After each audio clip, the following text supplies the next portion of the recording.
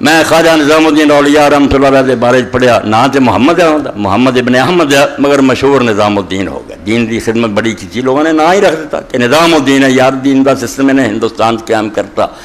اور تھوڑے بہت نہیں 700 کے قریب پالکیاں جو ہے اس زمانے پالکیاں جان کا رواج سی، کوئی ہار اٹھاؤ 700 درویش آپ نے نہ گلبرگہ اور علاقوں بھیج دیتا، جاؤ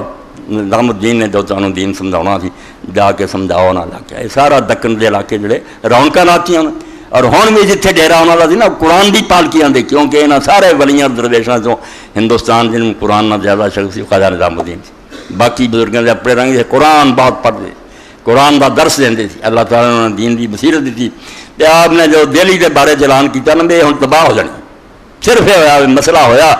خواجہ نظام الدین اولیاء رحمۃ اللہ علیہ نے حوالہ دیتا، اور سرکاری مفتیوں نے آخا ہمیں حدیث نہیں چاہیے، امام ابو حنیفہ کا قول چاہیے،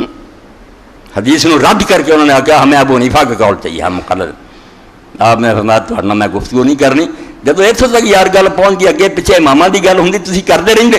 میں اللہ کے رسول کا حوالہ دیتا، تھی صاف کہتا کہ ہمیں حدیث رسول نہیں چاہیے، ہمیں قول امام چاہیے، اٹھ گئے مجلس، اعلان فرماتا بیان قریب ہوں تھی ویکھو گے دہلی کا کچھ نہیں رہنا، اور لوگوں نے اسی طرح ویکھیا، نہ سلطان رہا نہ دہلی رہی، بربادی ہوگی، قتل و غارت نہیں فرمایا اس شہر نے قائم رہنا جسے رسول اللہ کے فرمان کی توہین ہوتی،